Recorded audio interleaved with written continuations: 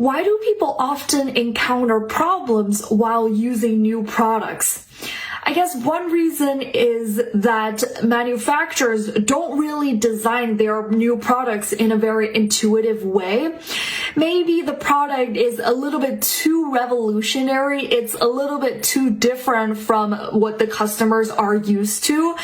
Or maybe it's because they don't really incorporate like a good and comprehensive manual to help the users to understand the product. And sometimes even when the manufacturers do have a good instruction, the consumers don't really take the time and effort to learn about the new product. It's really not uncommon for people to just throw out the instructions and start playing with the new product as soon as they get it. And it's definitely a recipe for disaster. A lot of the times we would encounter problems, and in worst cases, we would even ruin the products. So yeah, there could be many reasons why we encounter problems with new products. What can employers do to improve the services provided by their employees? I think the first thing that they should do is having their employees know the importance of providing good services. For example, they could tell their employees that they are actually on the same boat. By providing good services, the employees would also benefit from it so that they are motivated to do so. On top of that, I guess it's also very important for the employers to provide proper training for the employees so that the employees actually understand how to provide good services. And last but not least, I think if the employees do provide good services, the employers should reward them so that their good behaviors could be reinforced and the employees could be further motivated to provide better services. So, yeah. Why do some kids not like learning about science at school? I guess one major reason is that schools are not doing a very good job motivating their students to learn about science. For example, a lot of teachers don't really design their classes in a way that is intriguing for the students. Or sometimes these science-related curriculums are just way too complicated, way too hard, and way too technical for students, which is super boring. And I guess kids themselves are also a big part of it. A lot of them might not even give science subjects a chance. They think that science is not their thing, so they're not even open to the idea of learning about science. So they really don't put in the time and energy into it. Or maybe sometimes kids are open to it, but they get discouraged multiple times and eventually lose their interests. So, yeah. Are children's ideas influenced by their parents? Most definitely, yes. One reason could be that kids are really impressionable. It's very easy for them to pick up on other people's thoughts and ideas.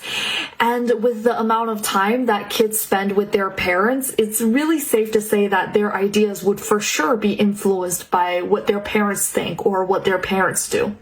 On top of that, I guess most parents actually do intentionally influence their kids, either by giving them advice on things or by actually drilling their own ideologies into their kids.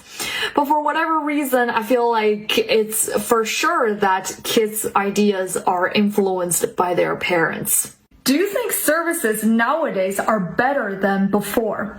I would definitely say yes. For example, if we were to experience services back in the 50s, I'm sure that a lot of us would not be very satisfied. We would receive slower services and maybe of lower quality as well. And I guess the reason behind it is that a lot of these companies are able to provide us with better services. Maybe it's because they put in more money into the whole service thing, or maybe it's because the employees are more well trained, or maybe nowadays we have a more standardized service system, or most importantly, maybe it's because of the, technology advancement that aid us in the whole service situation. But for whatever reason, I'm sure that nowadays we would enjoy a better service than back in the days. Is talent important in sports? I would say no, and you could see that in real life, especially in the more casual settings, a lot of people are still able to enjoy a sport despite having no talent. People could still have fun even when they lose, right? Especially when it comes to sports. And even if you want to become like a top athlete, you could still make up for the lack of talent by working really hard. And you could see that also in some of the top athletes nowadays. However, don't get me wrong, I'm not saying that talent is completely useless. I'm just saying that even when you don't have talent, you're still able to enjoy the sport and become one of the best athletes.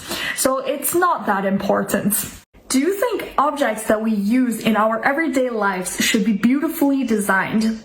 Before I present my answer, I do want to clarify that this topic is more about the function of the product rather than the looks of it. So there might be a misunderstanding on the word beautifully. A lot of people might think that the word beautifully means that something is pleasing to the eye, but actually this word is most commonly used to express that something is very well executed. So in our case, beautifully designed basically equivalates to well designed. So yeah, with that out of the way, let's just get into the answer. So if I were to answer this topic, I would say yes, products that we use in our everyday lives should be beautifully designed. First of all, from a consumer's perspective, who wouldn't appreciate a beautifully designed product? That is the only reason we buy the product, right? We want something that is well designed so that it could help us in terms of our lives. We don't want to suffer when we use it, right? And from like a production perspective or from the seller's perspective, it is their job to design something that is nice and convenient for people to use. If they don't have well designed or beautifully designed product, they're literally failing at their job, and also no one would buy their product. So no matter if you're coming from a consumer's perspective or from the manufacturer's perspective, I think the product should be beautifully designed regardless. So yeah. Do you think it's easy for a business to be successful without affecting the environment? I certainly wouldn't say so, and we could see that in real life. Most of the successful businesses would have some sort of impact on the environment, more or less.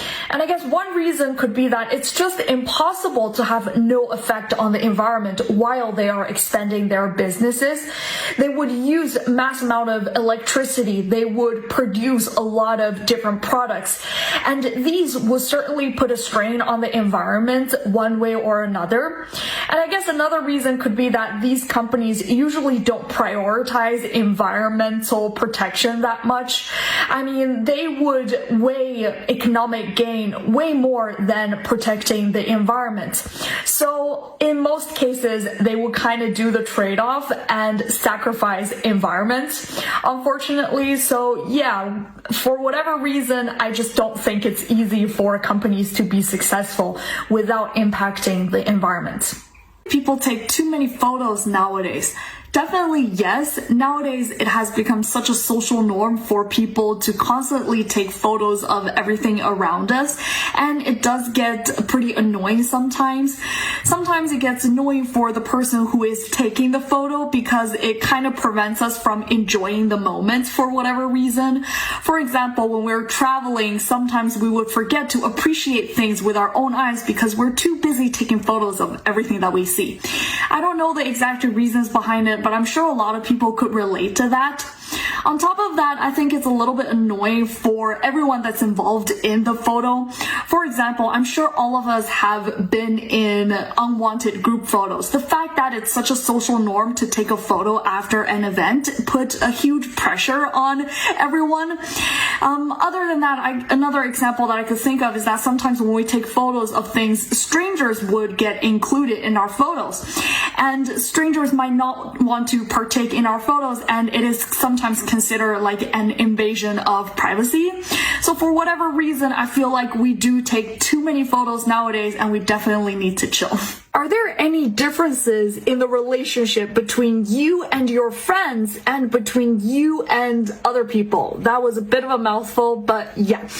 So anyways, yes, definitely yes. The biggest difference that I could think of is the amount of trust we have in the relationship. Obviously, with my friends, I trust them almost 100%, so I would tell them my deepest, darkest secrets, and they would do that for me too. However, with other people, I don't have that amount of trust, so I would sometimes have to second guess their intentions or whatnot. Other than that, I guess another difference that I could think of is how much maintenance it would take to maintain this relationship. With my friendly relationships, obviously it's quite low maintenance. Sometimes I would go months, if not years, without talking to my friends. But once we rekindle our relationship, we are strong as ever. However, with other relationships, it's kind of a bit of a harder upkeep. If you don't stay in touch for a very long time, your relationship would fall out.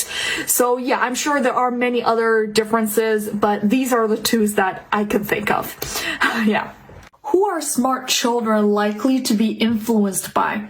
I feel like smart kids are definitely influenced by people around them. For example, their teachers, their peers, their parents, or whatnot. And since these smart kids are usually very observant, they're able to pick up all the things that people would do around them. And if they think these things are useful or practical, they would likely to learn from it and be influenced by it. On top of that, I feel like smart kids are also influenced by people they don't actually know in real life. For example, they could be influenced by celebrities, people they see on TV, or just a character from a book or something. And I think these smart kids are really curious, so they would dig into these characters or people, and if they find something they deem valuable, they would learn from it as well and be influenced by them. So yeah. Is a great tourist destination also a good place to live? In general, I would say no. For example, in a lot of these tourist destinations, you would actually see more tourists than locals. And I guess the main reason behind it is that the things that are attracting tourists are also the thing that prevents people from living in there. Let me explain. For example, in Iceland, they have extreme weather. That's what people want to see in Iceland. However, also because of the extreme weather, people don't want to live in it in the long term.